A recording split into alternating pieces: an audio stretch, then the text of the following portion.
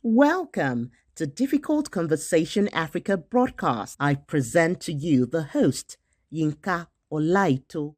All right, welcome to Difficult Conversation Africa podcast, a platform that unpack issues that concerns development issues across Africa, a platform where we discuss issues that many have raised to raise. And the essence of this is to create a place where people can learn and unlearn. And today we're looking at beyond rating, why ethics matter in modern broadcasting. Today we find a lot of challenges facing in media industry. Broadcasting is not spared. There are quite a lot of ethics that are missing, and there are quite a lot of things that are happening. Interestingly, we cannot overlook such.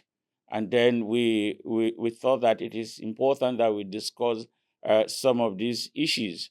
But before we go, I will always give you the background of the discussion.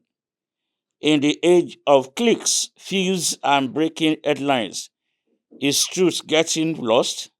Beyond rating, why ethics matter in modern broadcasting dives into tension between integrity, influence in today's media world. As competition heat up, broadcasters face a tough choice.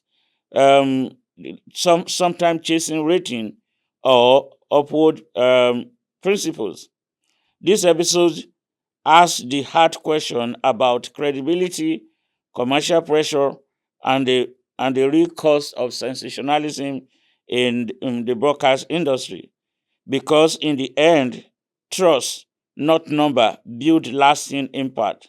My guest today is the ageless Mrs. Abimbola Oloyede, and and let me give you a background. She just clocked 50 in the tube, one of the most respected female broadcasters in Nigeria, whose life had been an encouragement and a molder to many, and even some of us who are actually male. We look at her as a role model.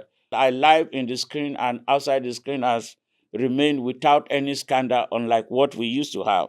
Bimbo is a veteran broadcast journalist, author, speaker, editorial advisor, facilitator, and executive speech, who has been in the trade for about 5 decades. She is a pioneer member of NTA Network News that became independent radio and TV producers, presenters, moderators, and many other. Mrs. Bimbo Olede is also a compare under the auspices of Media International, which she established with her husband. She founded the Women Optimum Development Foundation, WODEF, which ran 15 years utilizing the media to highlight gender issues.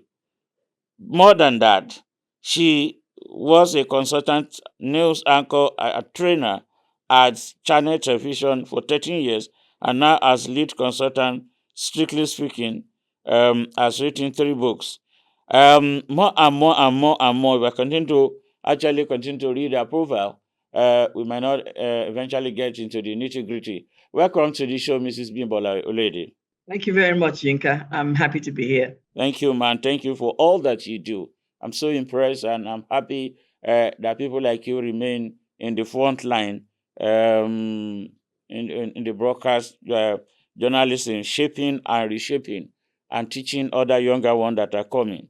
So, like I said, today we are looking at beyond rating, why ethics matters in modern broadcasting.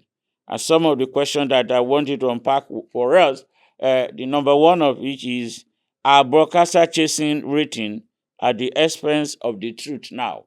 Well, Yinka, you said that you wanted to hold difficult conversations. Did you Yes, ma'am. did you Yes, call ma'am. it? Okay.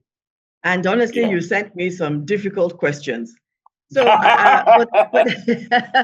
I want to be as forthright as I can be, Yes, and ma'am. I decided to do some research. So I hope you will not Okay. mind if I refer to the notes that I've made. It's Because, fine. It's fine. It's fine. good. Because I want to make the difficult conversation as simple as possible. So you ask, Okay. you ask whether broadcasters are chasing ratings at the expense Yeah. of truth. Well, I think there are maybe two basic issues here. I think the first issue Okay. is ratings, Mm. and then the second issue is the truth. Mm. You see, producers and editors obviously want people to watch their programs, listen to their programs. They need eyeballs because it is the eyeballs Yeah. that are going to determine the kind of advertisements that they receive and the sponsorship And the that they revenue. receive. Yeah. Yes, exactly. But well, let me give you an example. Let's say that there is a story to be told. We'll call it a news story, all right? And Yeah. the entire story needs to be told, and we also need to Yeah. get the truth. Now, Yeah.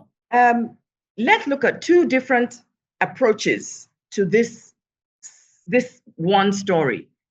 You want to speak to a lawyer.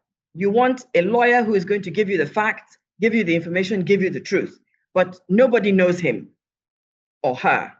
Then you want to speak to a lawyer who is a firebrand, someone who is well known. When they hear that person's name, whether it is a he or a she, they say, oh, yes, this one is going to give us the goods. All right. So your story has been told, but you need elements to complete the story. And one of the elements is the use of this lawyer. Who are you going to choose? Are you going to choose the lawyer who will give you the answers but is unknown?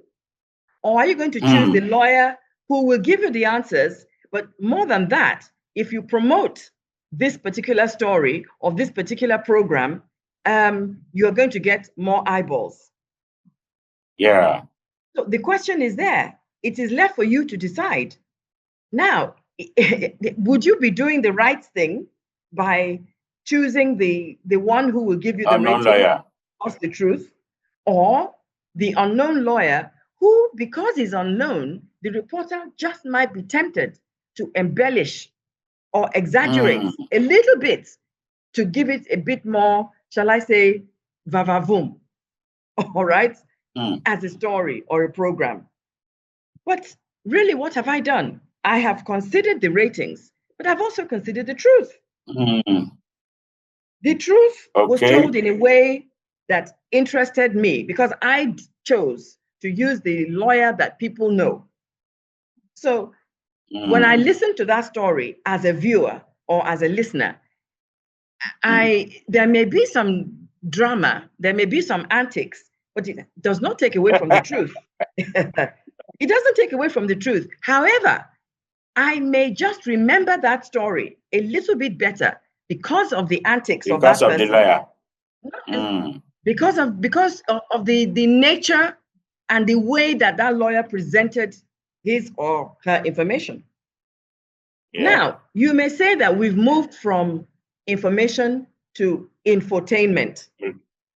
But does it make it less of the truth? That's a question that you have to ask yourself. You see, what we have here is a catch-22 situation. If I don't get the ratings, am I going to generate the income to keep going, to keep my station going? That is one of the questions. And if I go after the story and ignore the ratings, how long will I be able to keep going after the story when I'm not generating the income? So that's a dilemma for broadcast houses. Yes, for stations, for editors, for reporters, for producers, it's a constant dilemma. But I think with some creativity, some thought, some planning, create a balance. You can create a balance. You can have both the truth and the ratings. But in this digital age, people are too much in a hurry. with probably good reason. You and I know. I know. Yeah. Should that be the foundation? No, I mean, to be perfectly honest, it shouldn't be the foundation. But you see, you really do have to look at the situation in its entirety. You have to look at the bigger picture because your responsibility is not just to the moment. Yeah. And following the news story every time may not pay the bills. As in, so it's issue that we need to think about, and maybe in another episode we'll look at what can be done to make sure the balance is not tilted either of the way, because that's really important. But the second question is, what does ethical broadcasting look like for you in this era? You have been there for 50 years. What does it look like for you? If I want to be perfectly honest, ethical broadcasting should not be distorted in any way, whether we are in an analog environment or a digital environment. Ethics is ethics, and values are values. But we know that we're in a viral age, and we probably should identify some of the new challenges, and then we can address them specifically. You see, there have always been deadlines. Even when way back when I started, editors were under pressure. That was definitely an analog environment. Editors were under pressure. But now you see, what we have is speed. The speed of communication is fueling the pace at which the news is being disseminated. That's a very vital point. That's one challenge. Another challenge is that there have also always been headlines, but now accuracy and balance are under pressure. Because shall I use the word, because of sensationalism? Okay. Yeah.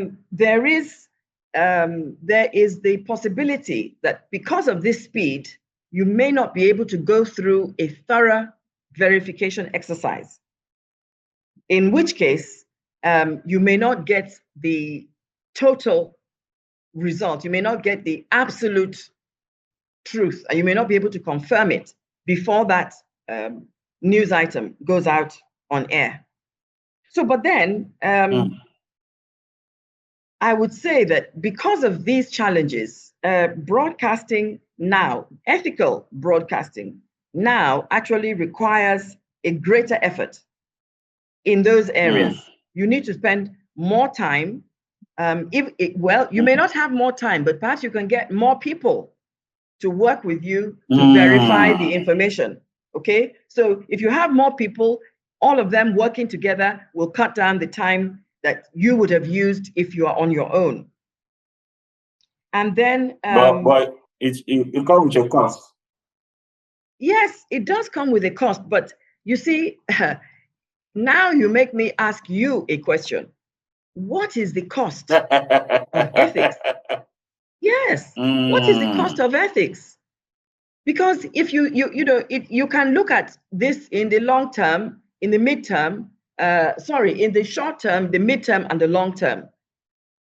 And if you compromise on those ethics in the short term, how easily will you get to midterm? Not to talk of long term. Will you get there?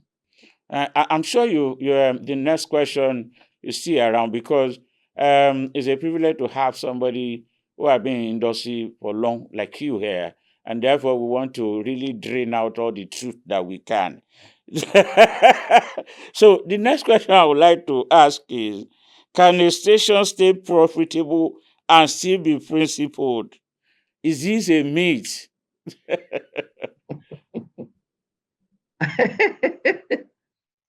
I'm sure. Well, I don't think it's a myth. First, it's not a myth. Okay. A station can be profitable and principled. You know, I mentioned something about the cost of ethics. Yeah. You see, maybe what we should do is look at what profit means. Because people usually think of profit in terms of money. Money, yeah. Yes. Profit does not equal only money. There are other factors. There are other factors. See, profit is reputation. It's loyal consumers. It's rich content. It's credible talent, like your producers, your technical crew, your presenters, your anchors. You know, even the technical crew. All of this is profit. And we also have to add that premium advertisers, which you would get at the end of the day, can also be considered to be profit. As profit, okay. Yes, okay. So now, if this mix is not evident, then you may not attract the response or build the trust that brings the monetary profit. Because at the end of the day, all these other elements that I've mentioned that I look at as being profit need to be on ground before you can get to the point where you're talking about monetary profit.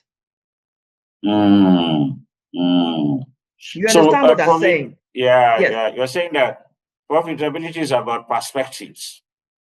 Well, it is. And there's, yes, go on. So, depending on what you see, with it, so profitability is like success. So that is huge, and that is something I will be taking away, and I think that most of our listeners will be taking away from it, because normally we always assume that profitability is based about money, right? Yinka, there's one other aspect talking about this myth. Profitability. One other aspect that I think we should consider, and that aspect is controversy. You see, controversy, which we are witnessing in Nigeria broadcasting industry. You said that, not me. Yeah. Controversy, you know, is something that that is interesting, I think, in the short term. I think it's interesting for a while. You know, it's like you're watching a movie, let's say an action movie. Let's say there's something like a car race. And whilst that race is ongoing, you're sitting at the edge of your seat, waiting to see what's going to happen, who's going to win this race. But you know, as people, whilst that excitement is ongoing, you inadvertently take in a deep breath, and you don't release that breath until you see the end of that car race. So if we are being controversial, the same kind of do I say response, attitude response from the viewer. The viewer takes in a breath, waiting to see how this controversy is going to end. And at a point, it must end because I must breathe again. Yeah. You get the point? I know. Yes. After a while, you see, you get frustrated. The elasticity will reach its end. Yes, it has to reach its end. Anyway, let's go to the next question. Where is the line between storytelling and sensationalism? When I read this question, I smiled to myself. You know why? Yeah. When we were growing up, our parents and grandparents used to say to us that don't tell lies. No, they put it in a different way. Don't tell stories. For them, telling a story was tantamount to telling a lie. Lying. Yes. But here we are now. Storytelling, not lies. Storytelling is now the name of the game. That's what made me. That's what made me smile. Yes. Okay. Now, when we train public speakers, we tell them that part of the elements of their presentation should include storytelling. Storytelling. Yeah. And that means that they need to be creative. That means that they need to frame what they're saying in such a way that it makes impact and the listener, retains can get engaged. Yeah. Yes, and retains the message. So if you are a reporter, you are doing basically the same thing. You are telling a story. So it is for you to decide on how you are going to tell this story in such a way that you are shying away from those embellishments. You're shying away from those additions that distort the truth and that distort the story. I mean, if you look at it from a news perspective, you must get the information correct, all right? But you must still tell a compelling story. So when it becomes sensational is when you add all those extra spices. Yes, in terms of information, not in terms of presentation. Because you can spice it up with presentation, but you shouldn't spice it up with information, added information. Okay. All right. Along this line also, how do we draw the line between how does newsroom pressure, politics, and commercial shape the ethics within the broadcasting industry? You have been here for long, so I know that you have seen a lot. Talking about the pressures, external pressures of either commercial or political interference. Yeah. Okay, so I think it depends on which piper is dictating the tune. If you are working for a state or a federal station, then you assume that you must toe the line of that particular government. Or you will, I suppose, assume that if you don't, you'll be out of a job. But interestingly, even if you're working for a private entity, in a way, you are still under the same the same pressure. It's just that one is shall I say public, and the other is private. Yes. So there's always interest. There is always interest, but you see, sometimes we, I think, make the mistake of assuming the interest on behalf of whether public or private. And then we now go into self-censorship because we say we don't want to offend this or that.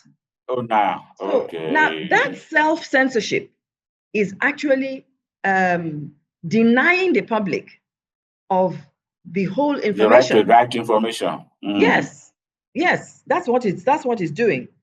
But I think there's another type of commercial pressure. We used to get excited about scoops in those days because a scoop will give you. You want to be the Yes, the scoop will give you the headline. It will make you the leader. In the media that day. Now, it appears to me that headlines are no longer enough because we're dealing on multiple platforms. So now we're looking for what is going to go viral on a variety of different platforms.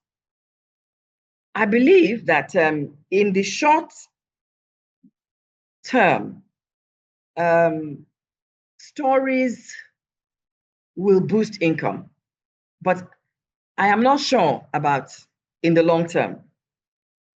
I'm not sure. Because you see, this actually is the crux of the matter. This is what is really testing. It's really testing ethics to the limit. And believe you me, the pressure is real. Is real. I mean, let me just give you a very quick example. I remember about it's going back like 12, 13 years. Wow. Somebody called me I was a news anchor at the time. Somebody called me from a political party, inviting me to compare an event.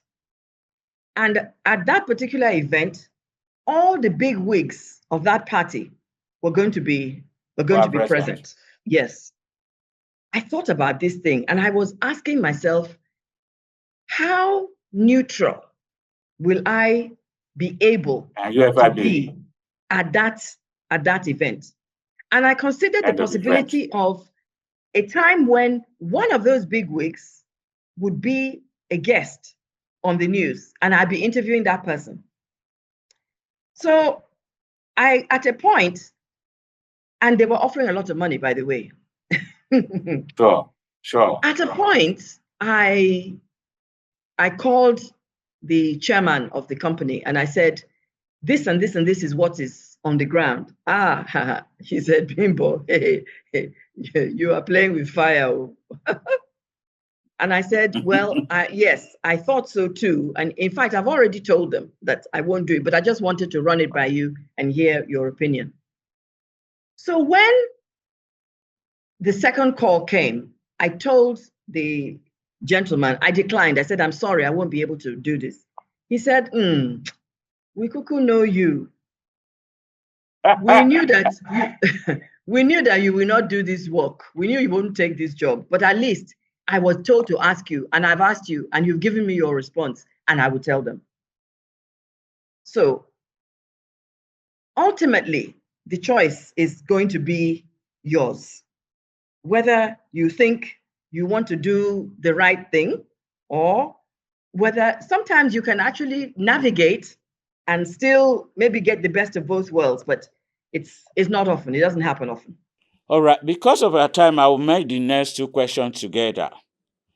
When a negative news go viral, can we also blame viewers as part of unethical behavior within the broadcast industry?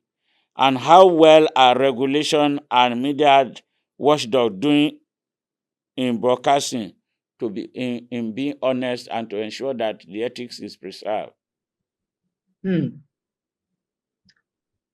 The short answer to the first question, I think, is this. If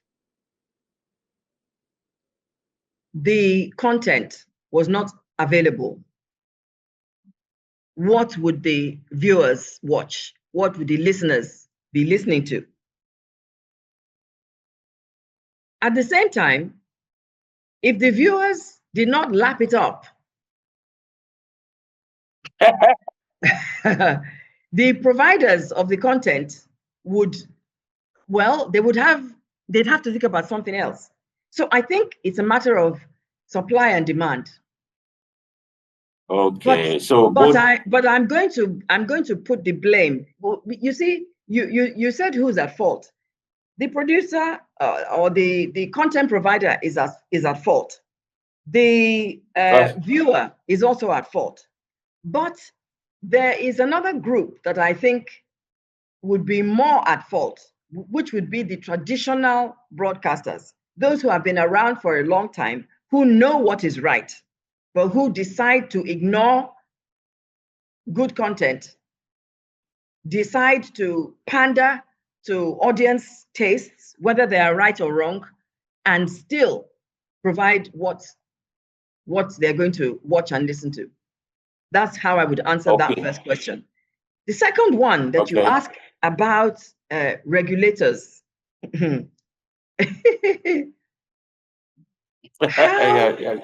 Yes, because I'm thinking to myself, how well informed are the regulators themselves? How many of them have been practitioners? How many of them have been in the field to be in a position to actually determine? Be able to regulate. Yes. Why? For me, that log of wood, if permit me to put it that way, that is in the eyes of most regulators. They need to should remove it before they start talking about the spec That is in the eyes of those who are performing the job, the practitioners. I don't say that there should not be rules and regulations. There must be. There must be, but they must be properly defined. And in fact, where is it coming from? Because of the rate of the dynamic rate of change in the media ecosystem, well, that means that their rules and regulations also need to keep changing dynamically and dramatically so that there's a fair playing ground. Because right now, as far as I'm concerned, it's not a fair playing ground. Okay, I think there will be a part two. So I'll ask this last question, because what does it take to build a newsroom culture that values ethic over exposure? You are a consultant, I know that. So, in your experience, and I recently saw you in a new session, and I said, okay, she's becoming a consultant to this one too. So, as a consultant, as a practitioner, what does it take to build a newsroom culture that values ethics? I think the first thing is making the decision. Okay. Yeah, you have to decide that this is what I want to do. But not only do you make that decision, you also have to know why you're doing it that way. Because there will be so much pressure at different points in time that if you don't know the why, you may find yourself, unbalanced or unhinged. You may find yourself sometimes being tempted. So you have to make the decision, and you must know why that decision has been made.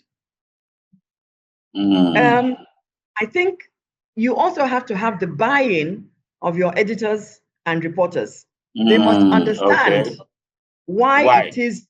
Yes, they must also understand why, and the policies and the guidelines that they are given must be something that they are very familiar with. Apart from that, I think it's important for those policies to be constantly, or shall I put it this way, they need to be reminded constantly about those policies, which means that they need regular training. Because it's very easy for you to sit down and say, okay, so you don't do this, or go left or go right. You are not there. It's the reporter that is there. And people are constantly trying to make life, well, let's say difficult for the reporter. Yeah, that's true. So the reporter must know why, and the reporter must have the guidelines as a means of keeping them also on the straight and narrow. And when the reporter brings the story back to the editor too must know what he's doing, must understand why the reporter did it in this way, because they wanted to make sure that they were within the guidelines. Yeah. So there are some other reasons, or also some other ways, but I think those are the real basic ways. Yeah, thank you, Mrs. Abimbola. Because of our time, we'll stop here today. I'll come back to you next time, I believe by the grace of God, when we have the time. But I think that what you have shared is insightful. I know that there are things that you also want to see, having been in the industry, that time may not permit. But we are so happy that people like you are still alive and doing well to correct the mistakes that are still doing that is there. And thank you for what you also do with WODEV. That's also a very great one, and we are so happy. And then your speaking thing, coaching, I think is having a lot of impact beyond what you think. And it's only eternity that will be able to reward some of these things that you do, not purposely because of money, even though money is important, but because of value and the legacy that you so cherish. So thank you for always being there. All to us listener, I want to say I'm sure that you've gotten a lot of insight, and particularly if you operate within the broadcast industry. It's such a privilege to have Mrs. Abimbola Oloyede. And don't forget, please subscribe to our YouTube channel, and then please subscribe to our newsletter at www.difficultconversation difficultconversationafrica.org. See you in the next edition, and thank you for viewing.